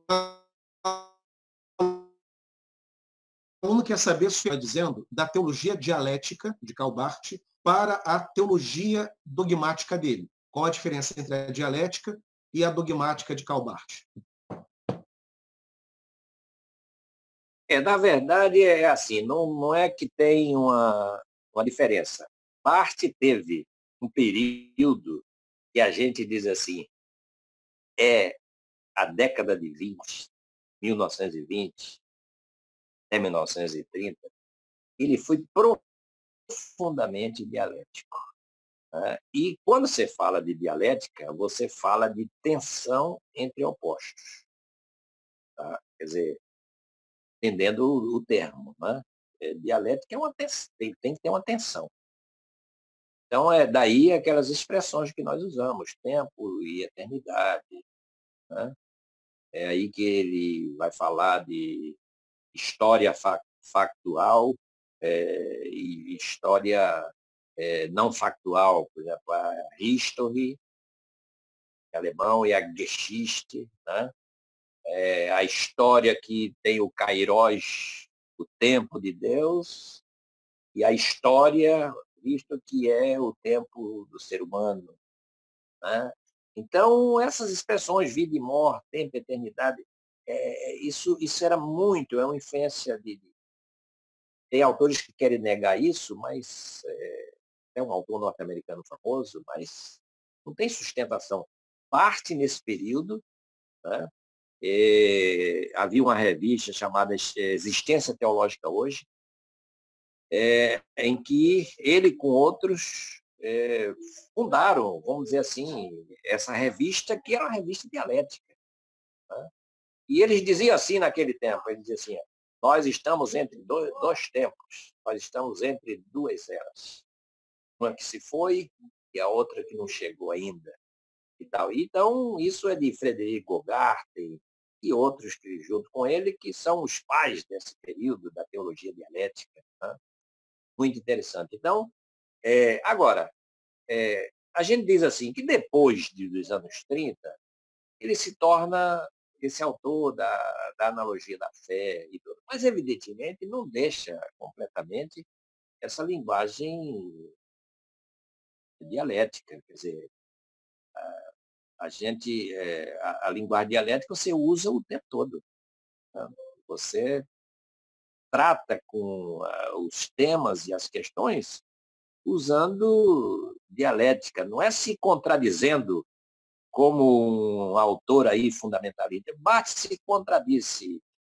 Ele foi muito criticado por Cornélio Van Til, foi só por Schaeffer, mas Cornélio Van Til, alguns pensadores assim, né? Mas é, não é que ele está se contradizendo, é que está fazendo a dialética, fazendo a tensão. Só que a ênfase vai ser a partir desses anos 30 aí nessa analogia, essa linguagem. Como que eu posso falar de Deus? Como é que, quer dizer, sempre aquela coisa dessa dependência de como é que eu consigo falar de Deus. Então, só usando mesmo uma linguagem analógica, só usando mesmo uma comparação, não há termos, né, para não há definição de Deus. Quer dizer, sempre esse receio, não é? E eu aconselho até a leitura de um livro dele que ele tem sobre homilética em português. Leia aquele livro. Né? Acho que o título do livro é Homilética mesmo. É um livro fininho e tal, em que ele enfatiza muito essa questão. Então, ele foi dialético nos anos 20, né? Mas a dialética está presente, porque essa tensão, né, está presente em toda a sua dogmática, né? Não tanto com aquela ênfase dos anos 20, né, mas está presente junto com a linguagem da analogia da fé. O seminarista Pedro Dumont, ele cita aqui uma frase de John Frum, mencionando Barthes. E a frase de John Frum diz o seguinte: Barthes foi influenciado pela visão de transcendência e de incompreensibilidade de Kant. O professor Bernardino concorda com essa afirmação que John Frum faz acerca de Barthes? É que houve influência de Kant, aliás, quem não sofreu influência de Kant? Kant, aliás, é um pensador fantástico. Né? E a gente precisa ler Kant, é o pai do iluminismo mesmo. O que é que Kant diz formando o iluminismo? O que é o iluminismo? Ele diz assim, é a razão chegando à idade adulta. Ou seja, e a razão chegar à idade adulta significa dizer o seguinte, pense por você mesmo. Ou seja, não pense pelos outros, mas comece a dizer as coisas por você. Comece a fazer as suas formulações, as suas afirmações. E aí Kant, no caso dele, Kant dizia assim, né? Quando perguntava a ele, Deus, ele dizia, sobre Deus eu não posso falar nada. Eu não posso dizer que ele existe, eu não posso dizer que ele não existe. Porque ele não está dentro da razão teórica. E como é que a gente pensa? Kant diz assim, para responder isso aí, eu preciso fazer esses retornos, tá? Porque eu acho que é meio complicadas. Ele diz assim, olha, como é que a gente pensa? Ele diz, a gente pensa porque na mente da gente, arquétipos se chama espaço e tempo. Então, na minha mente, há dois arquétipos mentais, espaço e tempo, que me possibilita pensar. Ele diz, eu não penso em espaço e tempo, eu penso por causa de que na minha mente esses arquétipos, espaço e tempo, eles estão ali. Então ele diz assim, tudo que eu penso, eu coloco num espaço mental e num tempo mental. O espaço é a estrutura externa e o tempo é a estrutura interna. Isso é Kant. Isso é kantismo. Né? Quer dizer, e aí ele diz, e Deus? Ele diz, Deus eu não posso colocar dentro desse arquétipo. Deus não se enquadra nisso. Então, como é que a gente chama Kant? Assim? Ele diz, Kant é um agnóstico. Por quê? Assim, ele diz, eu não de falar sobre ele. Né? E aí, Ele deixa Deus fora da crítica da razão pura, que é um livro magnífico, né? E vai colocar dentro da razão prática, da ética, da moral, etc. Isso influenciou muita gente. Ele não sabe falar de Deus. Barth começou falando isso. Né? Quer dizer, Barth só se supera completamente isso porque ele vai dizer o seguinte, né, que ele teve inicialmente dificuldade para a compreensão da questão da encarnação. Como é que Deus, né, Deus que é o incognoscível, Deus que é aquele que não se pode conhecer, como é que ele tem? Então, na verdade, ele faz o seguinte, ele começa a refletir sobre isso, e aí só em 1956, com esse livro que eu já mencionei, que é A Humanidade de Deus, ele diz assim, Deus é companheiro do ser humano. Deus está com o ser humano. Deus está conosco. Em Cristo Jesus, Deus nos acompanha, Deus trilha os nossos caminhos, Deus está seguindo conosco. Quer dizer, então Deus se torna companheiro. Tá? Quer dizer, então aquela influência de Kant, ela ficou para trás. Tá? Quer dizer, Kant teve uma enorme influência nele e outros pensadores, ou seja, é aquela teologia do século XIX vai ser toda uma teologia centrada nisso, né? A religião havia ficado de lado, quem vai resgatar o papel da religião é Schleiermacher, com os discursos sobre a religião, mas Redden. Agora, Barth consegue, na construção, porque a teologia dele é como uma catedral mesmo, é uma construção que ele vai fazendo ao longo da vida, né? E no final ele chega a esse ponto de dizer, como Dietrich Bonhoeffer, que foi visto aí na terça-feira, Deus é um companheiro do ser humano. Deus é aquele que está ao lado do ser humano em Cristo Jesus. Então, na verdade, ele supera. Tá? Ele recebe influência, mas supera Kant com essas distinções. Maravilha, pastor. Dentro da cristologia, do assunto cristologia, do Lossi, melhor dizendo, né? Alexandre Ávila faz a seguinte pergunta. Se para Karl Barth Jesus teve a natureza decaída, mas não pecou, como de fato entender que ele... deixa eu voltar aqui. Se para Karl Barth Jesus teve a natureza decaída, mas não pecou, como de fato, qual foi, então, a razão dele não nascer de forma natural, mas ser gerado por Maria por obra da graça do Espírito Santo? Não haveria aí uma contradição com a doutrina do pecado original no pensamento do teólogo suíço? E você vê, essa é uma pergunta interessante, é uma pergunta que mexe com muito, né, na teologia. Queria até que é uma pergunta difícil, né? Mas isso é uma questão não resolvida. Por exemplo, você pega a teoria kenótica, a questão de Filipenses, capítulo 2, a kenosis, a teoria do esvaziamento. Isso é uma questão que o pessoal discute, no seminário se discute sobre isso, as pessoas não chegam a conclusão sobre isso, ou seja, Jesus podia pecar ou não podia pecar? Né? Então, isso está em cima daquele... Ou seja, o que foi o esvaziamento? E até que ponto foi esse esvaziamento? Isso as teologias sistemáticas, de um lado e de outro, estão discutindo isso aí em cima dessa questão. Parte, ele só quer dizer o seguinte, olha, Jesus, se ele é o ser humano que se torna semelhante a nós, só existe ser humano de natureza decaída. Ou seja, quando ele não pecou, Barth vai dizer assim, aí não pode dizer que ele não pecou porque ele era Deus. E aí você tira o... Aí você acaba com a humanidade.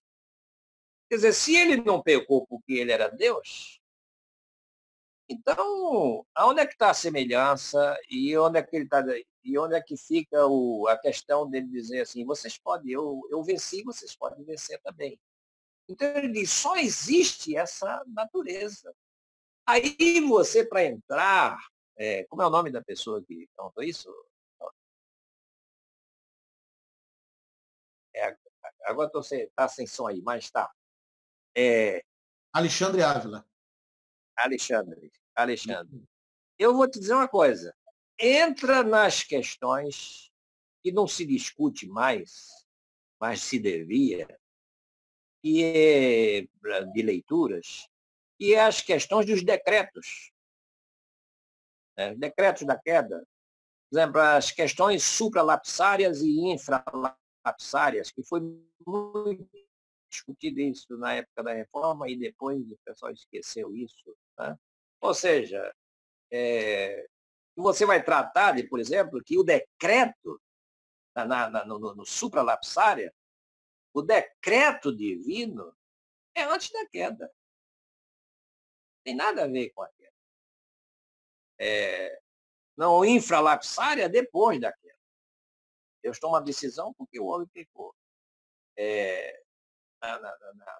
No supralapsária, Deus, aí a questão se faz da seguinte, é diferente. A gente começa a estudar assim, ó. O nosso Deus é o Deus que salva. Ou seja, você pega Efésios capítulo 1, versículo 4. Paulo vai dizendo ali aos coríntios, né, e a todo mundo, que nós estamos nele, fomos formados nele antes da fundação do mundo.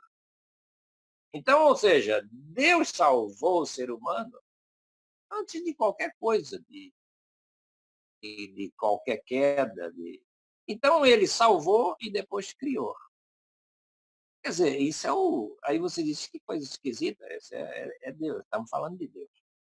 E é difícil falar de Deus. E aí, eu novamente, Bart, a gente tem que falar de Deus com muita humildade. Né? Então, na verdade, ele diz que foi a natureza decaída porque é a única forma de dizer assim, eu posso ser exemplo para esse pessoal que está aí. A nossa natureza é decaída. E ele nos dá o exemplo de como vencer, de como lutar, de como superar a tentação. E aí a oração que ele ensina, Pai Nosso, que está no céu, quer dizer, ele está falando da igreja. Esse Pai Nosso, esse nosso é porque não só sou eu. Está falando da igreja. Quer dizer, então, a igreja de Cristo, ela, nós todos, né, somos pecadores, né, e pecamos, né, temos o exemplo de Jesus, mas nós pecamos, mas aí, como ele é tão misericordioso, aí ele entra com a graça que redime, a graça salvadora. Né? Então, é uma questão complicada e controversa? Aí você mexe, como eu disse, com várias coisas. Com os decretos divinos, você mexe com a teoria quenótica, precisa estudar a teoria quenótica. Estou dando pistas aqui, tá? Que a gente vai resolver coisa em 5 minutos. Mas estudar a teoria quenótica do esvaziamento, né? Porque o grande problema é esse. E quem diz que Jesus Cristo, por exemplo, ele não podia pecar, aí porque ele era Deus. Aí o outro diz assim, então a humanidade dele, né? Então era o quê? Era pouco humano e muito divino?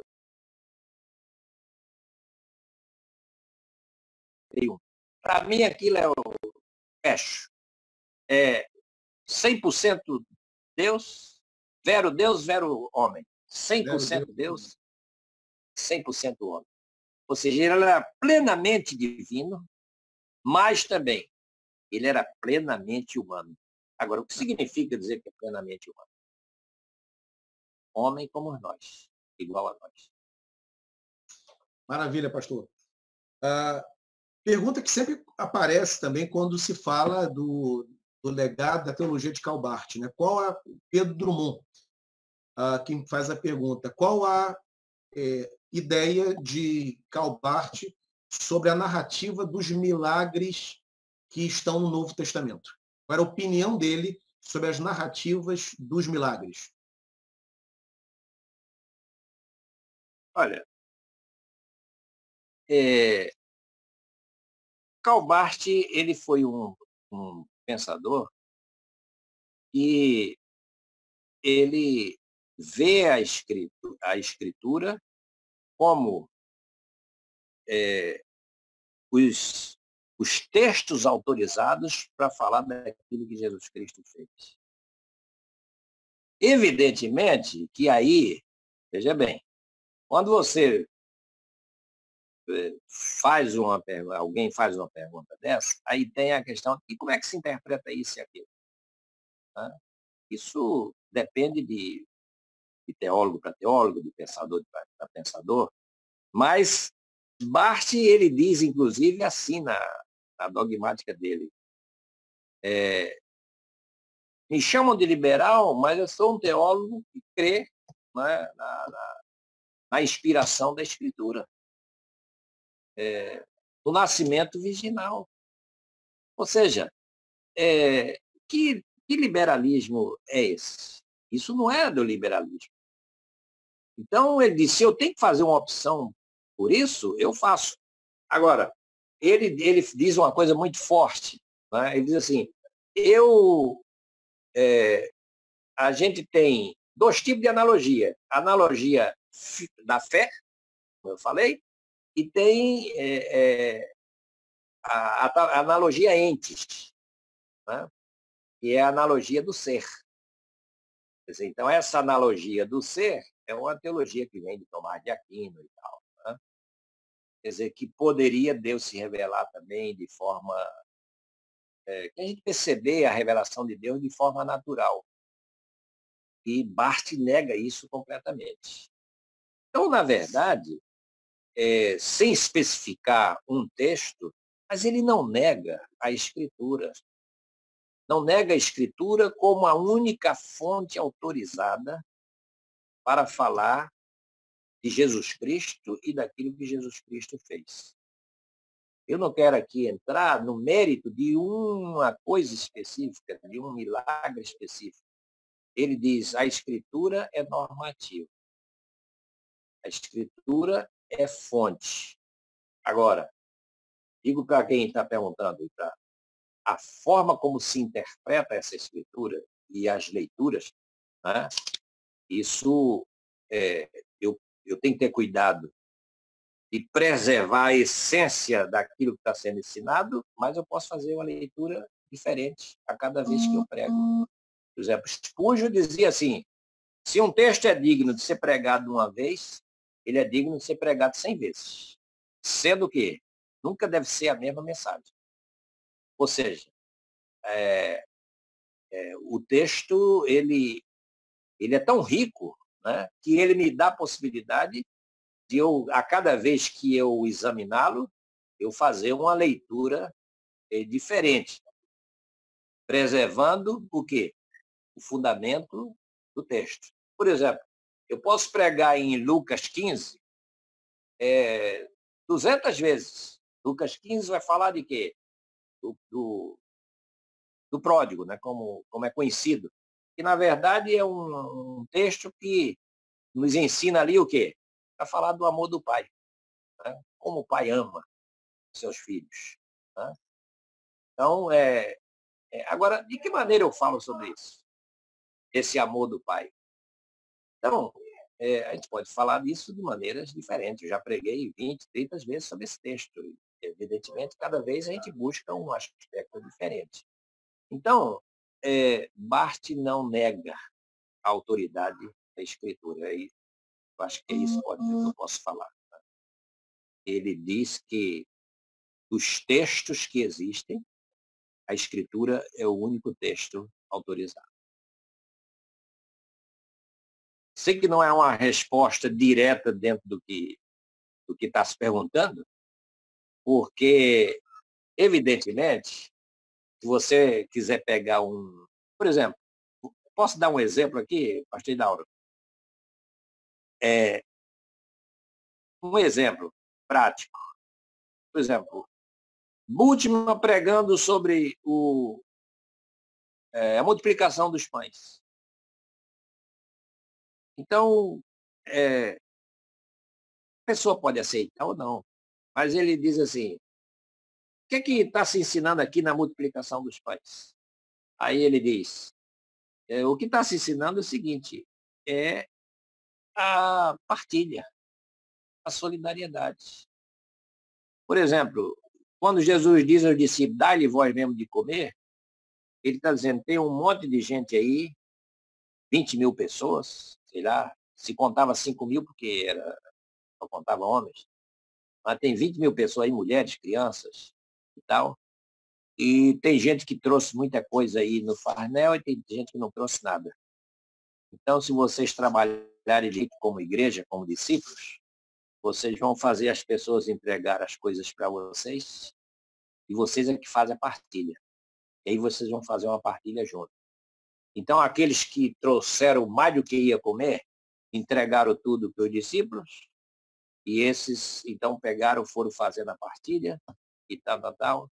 E quando partilharam aquela comida, ou aquilo que se tinha levado, aí o texto diz, né? Todo mundo comeu e ainda sobrou lá um bocado de cestos e tal. Ou seja, aí, a última diz assim, Deus está ensinando, o Evangelho, Jesus Cristo está ensinando aqui que a gente precisa aprender a partilhar, não ser egoísta. As pessoas estão passando dificuldade e a gente, às vezes, está com aquilo ali e não compartilha com ninguém. Não vai nos fazer falta e a gente não abre mão. Aí você diz, mas isso aí não está falando do milagre, porque eu também já vi um pregador falando assim, que Jesus orou, aí apareceu uma montanha de pão imensa, isso eu vi ao vivo, né? Uma montanha de pão apareceu e tal. Vou questionar isso, quer dizer, cada um. Aí vocês, está certo. Sei lá, cada um fez uma leitura.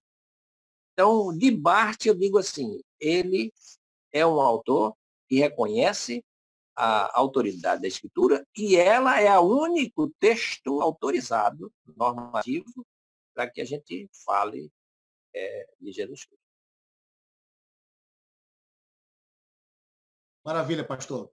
2 perguntas, talvez uma terceira se der tempo, porque o horário já está bastante estourado.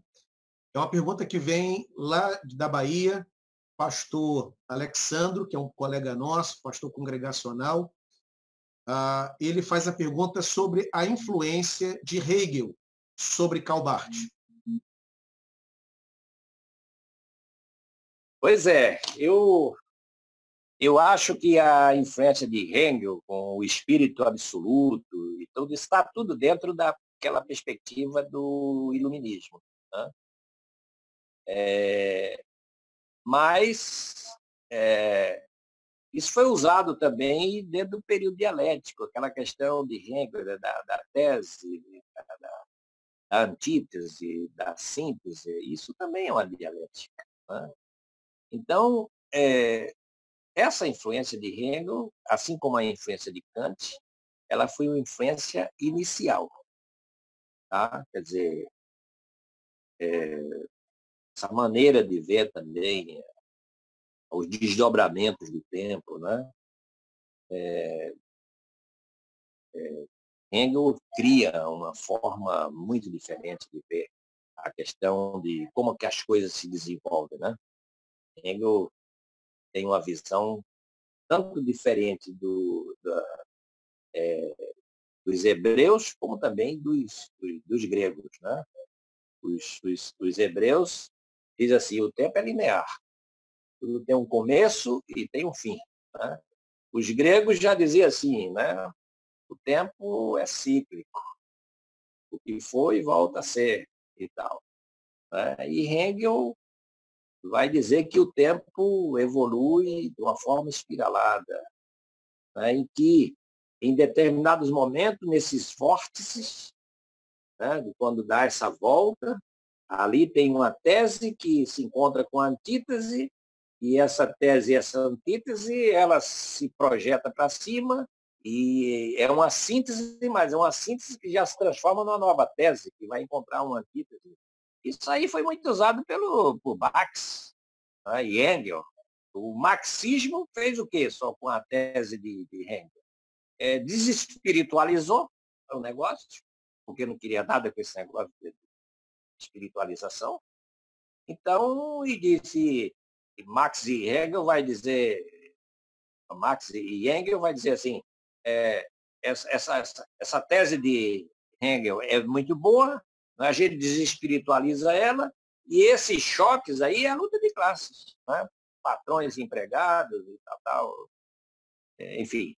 Né? Então, essa influência de Hegel, ela também, dentro do iluminismo, está presente ali no início e ele aprendeu isso também na academia, tá?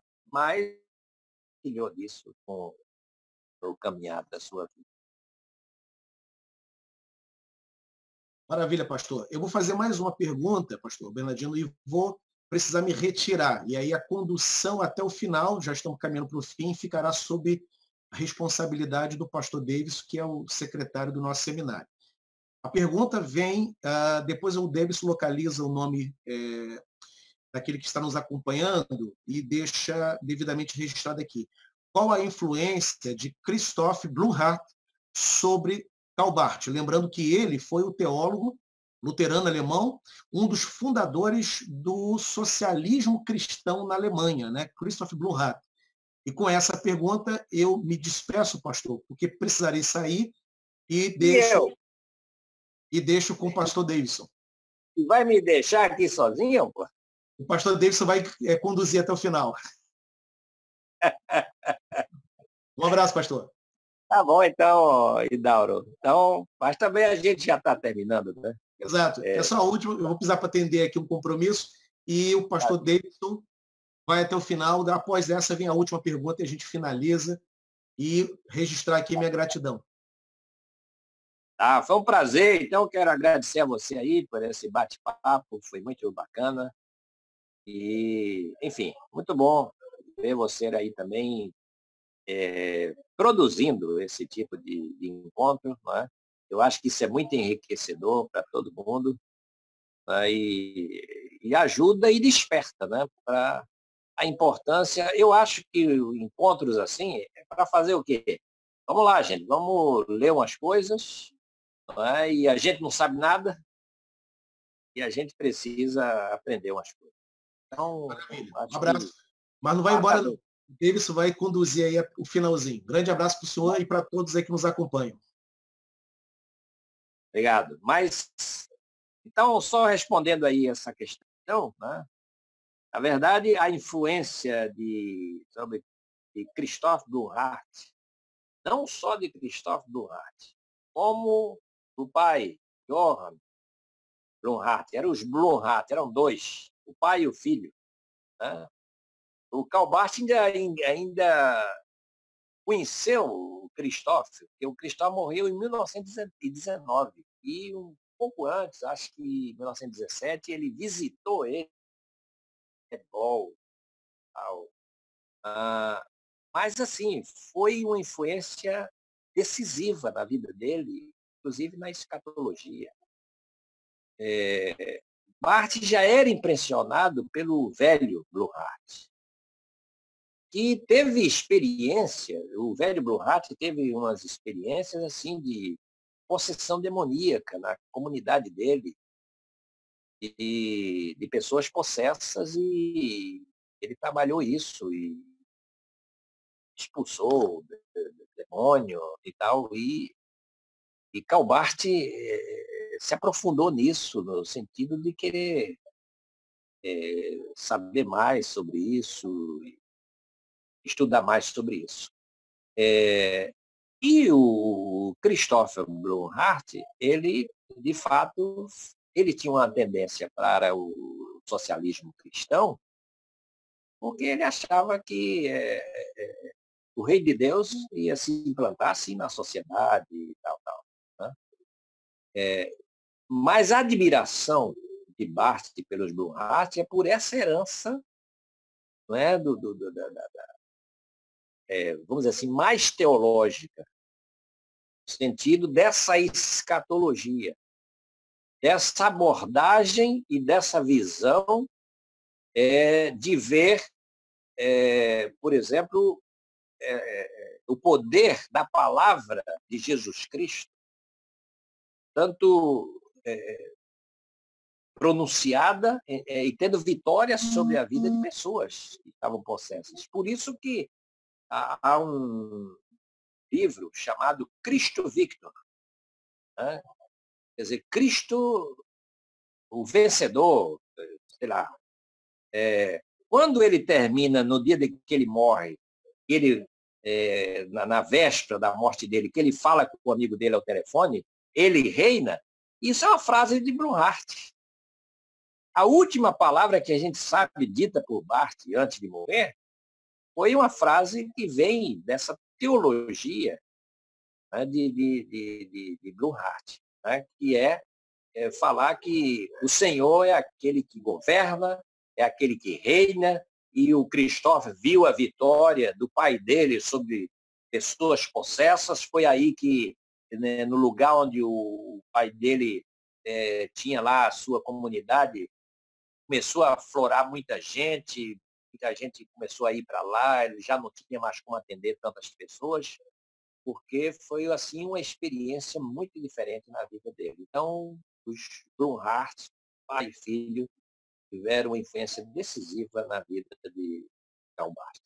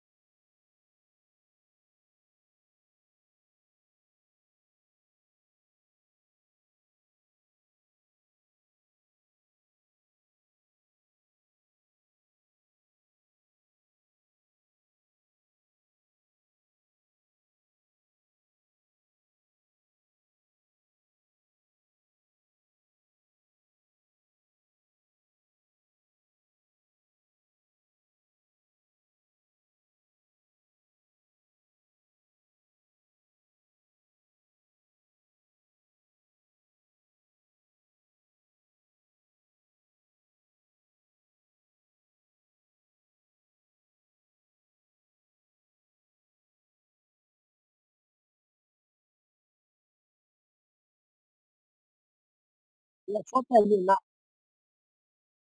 queria só terminar com uma pequena frase, rapidamente, que um autor bem conhecido, Bertower, escreveu um livro chamado Triunfo da Graça na Teologia de Karl Barth. E aí pediu a Karl Barth para ler e opinar que o livro estava bom e tal. O título era esse, O Triunfo da Graça na Teologia de Karl Barth. Karl Barth leu o livro e comentou o seguinte para o Berkower: olha, seu livro é excelente, e é mesmo, eu tenho um livro. Né? E seu livro é excelente, só que tem um pequeno engano. Não é a graça que triunfa na minha teologia. Na minha teologia triunfa um nome. Esse nome é Jesus Cristo. Então, para terminar, né, eu deixo essa frase aí de Karl Barth.